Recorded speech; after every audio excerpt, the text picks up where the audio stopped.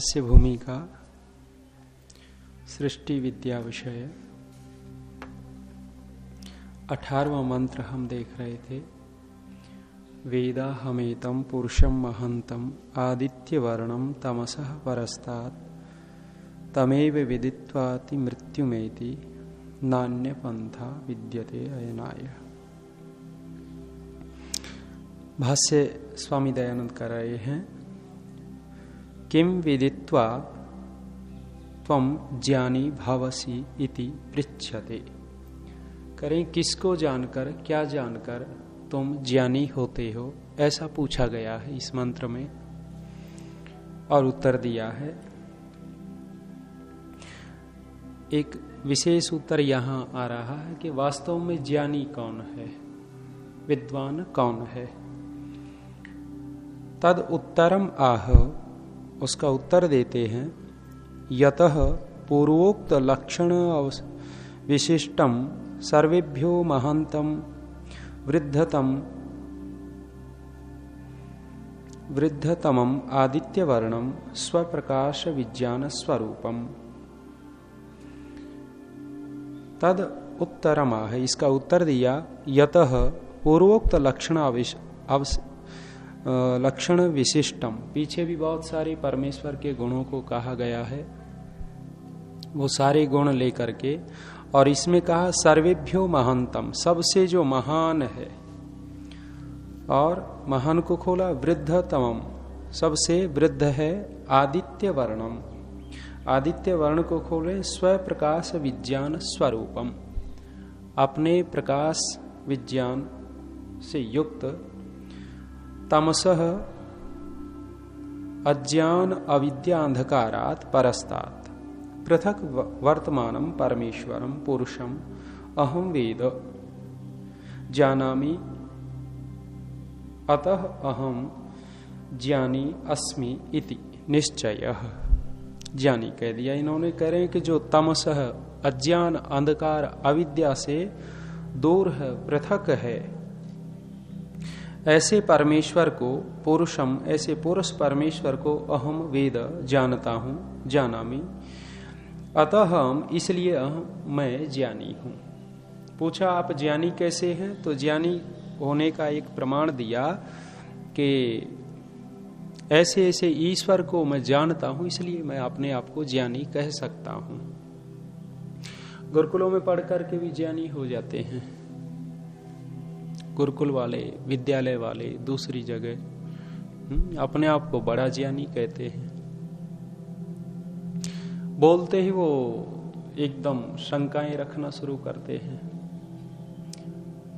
वो गुरुकुल का पढ़ा लिखा पंडित जी गांव में पहुंचा, कहने लगा, भाई शास्त्रार्थ करूंगा गांव वालों से शास्त्रार्थ। अब गांव वालों से शास्त्रार्थ किया, बेचारे अनपढ़, और कहने लगा कि जो मेरे से हार जाएगा उसके सिर के ऊपर 2 जूतियां लगाऊंगा। शर्त ये रख दी, और कहने लगा जो मुझे हरा देगा मेरे सिर के ऊपर जूतियां मारे। बड़ी विचित्र शर्त। पूरा गांव इकट्ठा हुआ, 2-4 ने सवाल जवाब किए तो बेचारे हार गए। सिर में जूतियां लगे। जूतियों का बड़ा, नेताओं के ऊपर फेंकते हैं आजकल जूते। शायद ओबामा के ऊपर फेंका था, या किसके पहली बार, या क्लिंटन के ऊपर फेंका था। उसके बाद तो वो धारा प्रवाह फेंके ही जा रहे हैं। अभी पीछे स्वामी रामदेव जी के ऊपर काली स्याही ही फेंक दी थी मुंह काला करने के लिए। तो उत्तर बहुत अच्छा दिया उन्होंने। वो कहने लगे मेरा मुंह काला नहीं कर रहे, ये तो अपने संविधान का मुंह काला कर रहे हैं। भारत का संविधान काला हो रहा है, इससे मेरा मुंह काला नहीं हो रहा। तो जूतियां मरवा करके चले गए गांव वाले। एक बड़ा संवेदनशील था, जूतियां लग गई, क्या सदमा मान गया, चारपाई पर जाकर के लेट गया बेचारा, दुखी हो गया। भाई खेत में गया हुआ था, आकर के देखा, रे बड़े भाई को हो क्या गया। पूछा, भाई हो क्या गया। कहने लगा, रे उसने जूतियां मार दी सिर में, इसको सहन नहीं हुआ। अरे बड़े भाई को और जूतियां मार दी, बात क्या थी। बोले शास्त्रार्थ करता। बोले जो उत्तर हम बोलते हैं वो उत्तर दे देता है, और वो पूछता तो उत्तर नहीं दे पाते। इसने बैल एक तरफ बांधे और बोले अभी जाऊंगा। गांव इकट्ठा कर लिया। गांव इकट्ठा किया तो सब आए और ये भी बैठ गया, विद्वान भी बैठा था। पहले इसने कहा कि मैं पूछूंगा, विद्वान से कहा। कहने लगा ये बता, अपनी भाषा में उसने कहा। बोले घप्पड़ सप्पड़ किसको कहते हैं। विद्वान ने कभी सुना ही नहीं था, ये घप्पड़ सप्पड़ कहां से आ गया। विद्वान बहुत दुखी हुआ, बोले भाई नहीं पता। बोले मेरे से पूछा। उसने बताया। बोले जब वो रई चलती है ना घर में, घप्पड़ सप्पड़, आप लोगों को तो पता नहीं है, माताएं पहले उस रई से वो दूध पिलोती थी, वो ऐसी ही कुछ आवाज आती थी, वो घप्पड़ सप्पड़ घप्पड़ सप्पड़, सुबह सुबह। ओहो, विद्वान दुखी हुआ और बोले भाई अब जूती सिर कर ले। भाई के ऊपर मारी थी। गांव वालों ने देखा, ये इतना बड़ा विद्वान सब गांव को हराए बैठा था और ये उसके भाई ने हरा दिया, ये बड़ा पंडित है। गांव वाले कहने लगे तेरे पास है क्या जादू। अरे बोले मेरे पास बहुत बड़ा जादू है, ये पंडित जो बना बैठा है, इसके जितने जो बाल उखाड़ करके ले जाएगा उतनी ज्यादा फसल होगी। ओहो, पंडित जी के सारे उखाड़ दिए, दाढ़ी बाल सब, जिसको जो मिला भाग गए। पंडित जी पड़े बेचारे रजाई में दुखी। एक दूसरे शहर में, गांव में अपने रिश्तेदारी में गया हुआ था। घर पे आया तो घरवाली टिकने न देवे। बोली सारी फसल तो दुनिया ले गई, तू या क्या खाएगा आगे। बोले तू भी जा। हुआ क्या। कहने लगी पंडित जी के जितने बाल जो उखाड़ लाएगा उतनी फसल होगी। तो ये भी पहुंचा, देखा कोई बाल ही नहीं, और वो हाथ फेरते फेरते यहाँ चोटी के 4-5 बाल थे। पंडित जी को पहले तो गया कि पंडित जी बड़े दुख की बात, आपको तो बड़ा परेशान किया, ये वो, मैं सेवा कर देता हूँ। सेवा क्या, वो देखा तो बाल है नहीं, और यहाँ देखा वो चोटी को यूं कर दिया और मारा झटका। बोले क्या किया। बोले पंडित जी बच्चों के खाने लायक दाने तो हो जाएंगे, लेकर के भाग गया। तो विद्वान तो बन जाते हैं, ज्ञानी बनते हैं, लेकिन व्यवहारिक नहीं होते। व्यवहारिक ज्ञानी कौन होता है। बहुत बड़ा उत्तर दिया, बड़ा आनंद आया अनेक बार। अभी एक वो विज्ञापन आपने देखा होगा, आर्य समाज के महाविद्वान, वेदों के प्रकांड पंडित, पढ़ा, हजारों युवाओं के प्रेरणा स्रोत। कमाल हो गया, इतने बड़े बड़े विशेषण आ गए ऊपर से। अब महाविद्वान कौन होता है ये बता रहा है। वो दम भरते हैं कि मेरे से बढ़ करके कोई भी विद्वान नहीं, आर्य समाज में क्या पौराणिकों में भी नहीं है, ऐसा दम भरते हैं। और उन्होंने वो पंक्तियां लिखवा दी तो देखो कमाल है। अभी मैं गया तो वो आ गए वहां बीच में आ गए। तो मैंने कहा भी अब क्या करें, सूचना देनी थी इनको, सूचना देनी थी। तो संचालक थे, उन्होंने कहा समय नहीं देंगे आपको, उग्र तो हैं ही। नीचे वाले फिर कहने लगे समय दो समय दो। मैंने कहा मैं सूचना दे देता हूं तुम्हारी। मैं बोलने लगा तो कहने लगे 2 मिनट हमें ही दे दो। उनको 2 मिनट दिए। उनको तो अपना ही बोलना था जैसा भी। फिर वो जाने लगे तो मेरा प्रवचन होने वाला था। कहने लगे इनका प्रवचन सुन के जाएंगे। मैंने कहा मेरे प्रवचन में बैठे हैं तो विषय तो बदलेगा। मैं बोलना कुछ चाह रहा था, लेकिन वे बैठ गए तो दूसरा ही विषय लिया। और उनके सामने ही एक बात आई, मुझे ये जब देखा कि आर्य समाज के महाविद्वान, वेदों के प्रकांड पंडित, ये शब्द जब देख रखे थे, मैंने कहा भाई जो पूजनीय होता है ना, उसी के सामने दुनिया झुकती है। और पूजनीय कौन होता है? जो तपस्वी होता है। वहां पहले ही दिन आचार्य बलदेव जी भी आए थे, हमने देखा उनके अंदर तप है आचार्य बलदेव जी में। लोग कहते रहे कुछ भी, लेकिन उनका जीवन जब देखेंगे, वहां से लगभग मेरे ख्याल में 11-12 बजे निकले थे और 11-12 बजे सोते हैं तो 4 बजे फिर उठ जाते हैं। ऐसा नहीं होता कि भी 12 बजे, हम 11 बजे सोते हैं तो पहले ही मस्तिष्क बना करके सोते हैं, भाई आज तो देर से सो रहे हैं, 6 बजे उठना है। लक्ष्य 6 बजे का हो जाता है। वो 3 से 3:30 बजे के बीच में उठते हैं और कोई बोरिंग का पानी नहीं होता। ये वो क्या लगा है, वो शीशे वाले डंडे ऊपर, सोलर है ना, सोलर एनर्जी, पानी गर्म हो जाता है, गरम गरम पानी आता है, बड़ा आनंद आता है सर्दी में नहाते समय। लेकिन उनकी लगभग 81वां वर्ष शुरू हो गया है। ऊपर टंकी के ठंडे पानी से 3:30-4 बजे के बीच में स्नान कर लेते हैं। मैंने देखा ठंडी बहुत थी, अभी 2-3 दिन पहले ठंड हो गई थी, तो नंगे पांव ऐसे ही शाम को आए, पैर धोए उन्होंने, वो टूटी खोल करके आराम से, फिर बैठे, बातचीत हुई काफी। भाई ऐसे व्यक्ति तो पूजनीय हो सकते हैं, लेकिन जो अभिमानी व्यक्ति है, मैंने वही उनके सामने ही बात रख दी, बोलना पड़ा। जो घमंडी और अभिमानी होता है उसके सामने बालक भी नहीं झुकता, विद्वानों की तो बात ही क्या है। मतलब जो ये कहने लग जाता है, वहां अभी परसों ही मंत्री जी जो सुना रहे थे याज्ञवल्क्य की, कि भाई गाय हाँक ले जा, और वो कहा कि तू अपने आप को बड़ा विद्वान मानता है क्या। कितनी अच्छी बात कही कि मैं तो विद्वानों को तो प्रणाम करता हूं। सरलता कितनी है। हाँ, यदि कुछ पूछना है तो मेरे अंदर कुछ ऐसी योग्यता मैं बता सकता हूं, सरलता से कह रहा है। लेकिन इन्होंने तो बड़े बड़े टाइटल लगाए हैं। जब वेदों के प्रकांड पंडित पढ़ा तो मेरे मस्तिष्क में आया कि ऋषि दयानंद 1.5 वेद का भाष्य करके गए हैं, इसको पूरा क्यों नहीं कर देता वेद का प्रकांड पंडित है तो। लेकिन विपरीत पता लगा कि ज्ञानी शब्द पढ़ने से ज्ञानी नहीं हो जाता।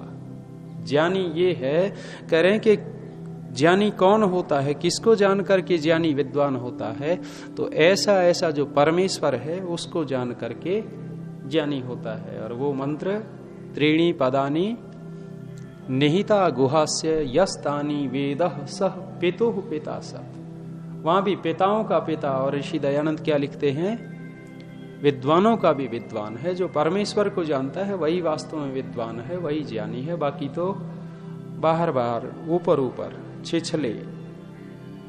एक और शब्द बोलते हैं, क्या बोलते हैं जी, पानी में उतरते हैं तो एक तो छिछला पानी होता है, एक गहरा गंभीर। जब गंभीरता का वो देते हैं, उपमा देते हैं, तो समुद्र की देते हैं। तो ये ज्ञानी नैव तम अविदित्वा कश्चित ज्ञानी भवितुम अर्हति, करें उसको जाने बिना कोई ज्ञानी नहीं हो सकता, विद्वान नहीं हो सकता। कुतः, क्यों? उत्तर दे रहे हैं, मनुष्य तम एव पुरुषम परमात्मानं विदित्वा अति मृत्युम अतिक्रांतम मृत्योः पृथक भूतम मोक्ष आख्यम आनंदम एति प्राप्नोति। करें कि उसी पुरुष को, उसी महान परमात्मा को जान करके ही मनुष्य मृत्यु का अतिक्रमण कर जाता है, मृत्यु के पार चला जाता है।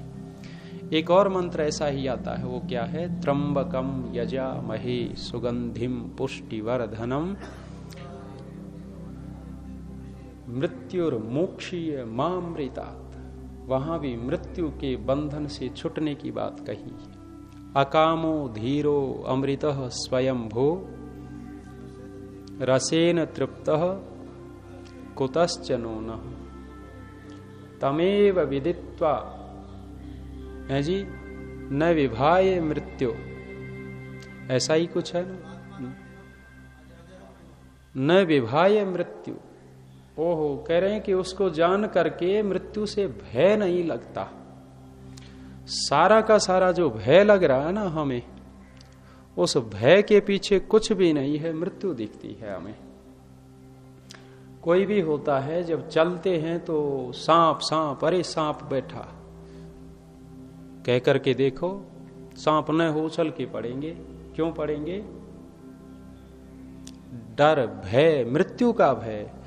भय जहां भी है वहां मृत्यु दिखेगी। अस्मिता क्लेश है, इसलिए भय लग रहा है। यदि ये न हो तो भय भी तो होता ही नहीं आदमी।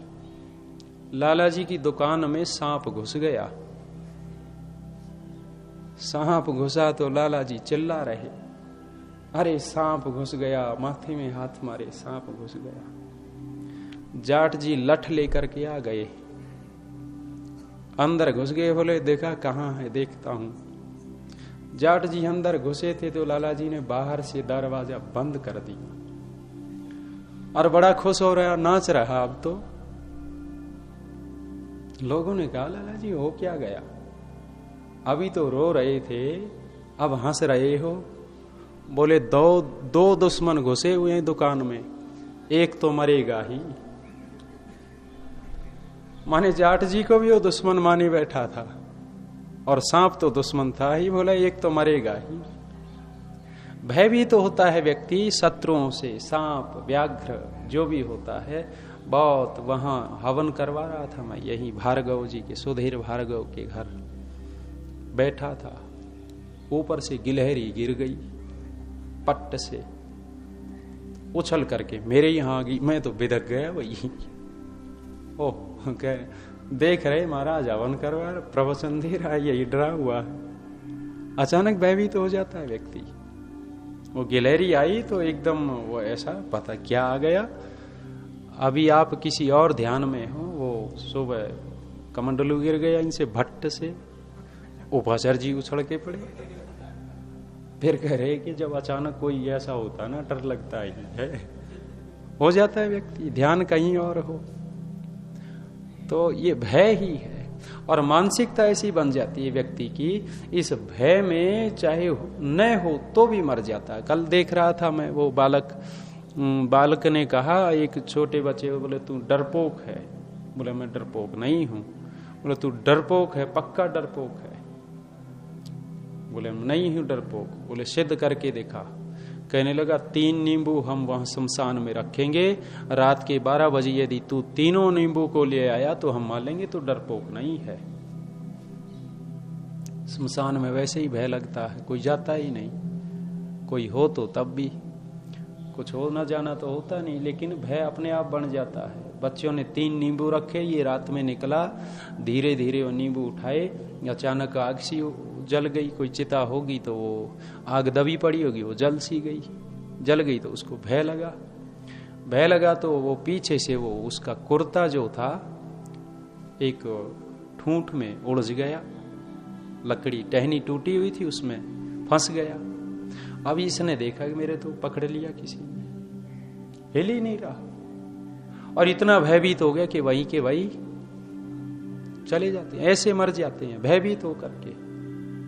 अब कितनी घटनाएं देखेंगे कि वो वहां किसी अपराधी को दंड दिया, विदेश में अमेरिका वालों ने मनोविज्ञान देख रहे थे, दंड दिया, मृत्यु दंड। अपराधी बगल में बैठा हुआ था, कहने लगे कि ये इसको कुर्सी पे बैठा देंगे, कुर्सी पे बैठा करके इसकी कमर में एक विशेष नाड़ी है, उसे चीरा लगाएंगे तो उस नाड़ी कट जाएगी और रक्त धीरे धीरे बह जाएगा, रक्त निकल जाएगा और ये मर जाएगा। वो सुन रहा था कि मेरे साथ ऐसा ऐसा होगा, कल मरना है। उसको कुर्सी के ऊपर बैठाया, बैठाने के बाद धीरे से उंगली घुमा दी, ब्लेड कुछ नहीं, केवल उंगली का स्पर्श किया और उसका मस्तिष्क क्या था कि मेरा अब कट रहा है, और वो उंगली हट गई तो उसने सोच लिया मैं कट गया। अब उसको ये भी महसूस होने लगा कि ये रक्त मेरा बह रहा है, धीरे धीरे मेरा रक्त निकल रहा है। इतना मानसिकता से प्रभावित हो गया कि उसने सोचा कि कट चुका और मेरा रक्त निकल रहा है और वो मर ही गया थोड़ी देर में। विज्ञान ये क्या है? भयभीत तो हो जाता है। तमेव वो न विभाय मृत्यु, तमेव विद्वान न विभाय मृत्यु। उसको जान करके विद्वान लोग मृत्यु से भय नहीं करते।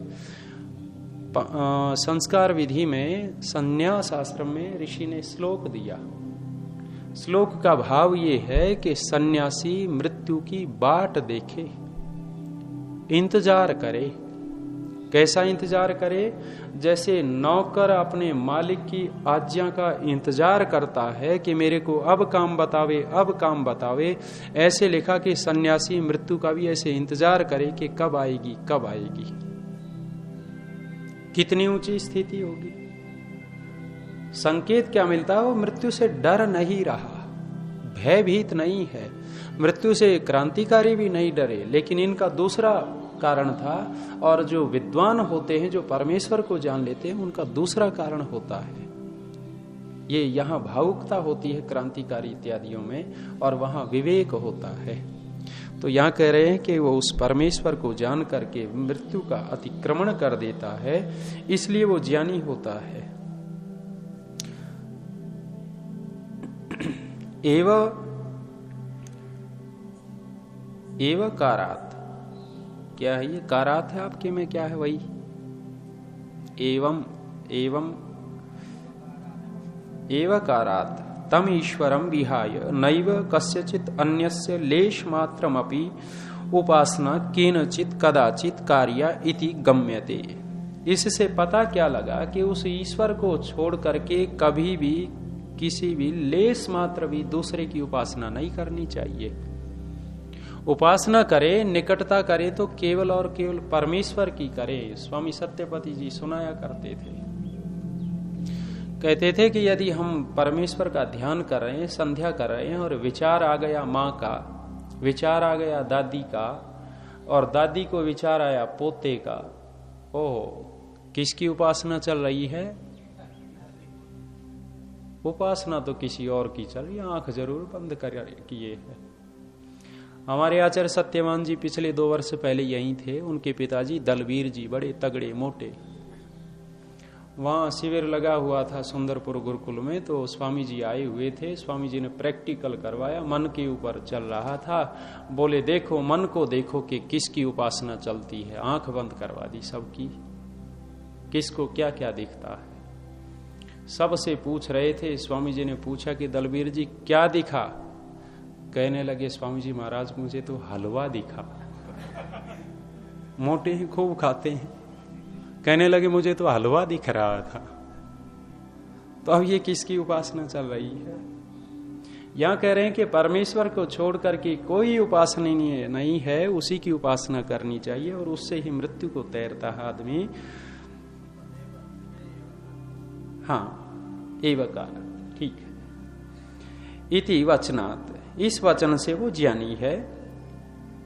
अयनाय व्यावहारिक पारमार्थिक सुखाय अन्यो द्वितीय पंथा मार्गो न विद्यते।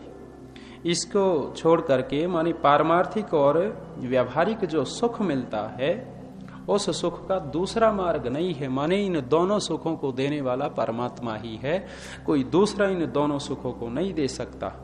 किंतु तस्यैव उपासनम एव सुखस्य मार्गो अस्ति, भिन्नस्य ईश्वर गणना उपासनाभ्याम मनुष्यस्य दुखमेव भवति इति निश्चयः। किंतु तस्यैव उपासनम एव, उसी की उपासना करने से सुख का मार्ग प्रशस्त होता है, और उससे भिन्न की उपासना करने से मनुष्य को दुख ही मिलता है, ऐसा निश्चय जान लेना चाहिए। जब जब हम संसार की उपासना करते हैं, परिवार की उपासना करते हैं, आज को क्या हो रहा होगा? बैठे यहाँ है, रसोई याद आ रही है, दिल्ली में क्या बन रहा होगा। गुड़गांव से आए हैं तो गुड़गांव की रसोई दिखती है, सोचते हैं क्या बना होगा। आज पराठे बनाए या हलवा बनाया,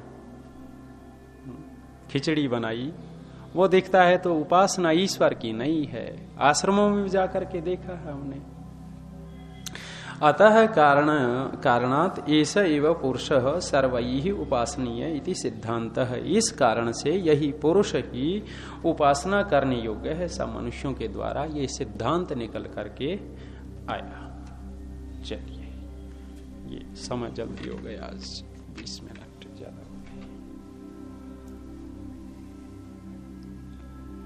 ओम द्यौः शान्तिरन्तरिक्षं शान्तिः पृथिवी शान्तिरापः शान्तिर्षधयः शान्तिः वनस्पतयः शान्तिर्विश्वे देवा शान्ति ब्रह्म शान्तिः सर्वं शान्तिः शान्तिरेव शान्तिः सामा शान्तिरेधि। ओम शांति शांति शांति।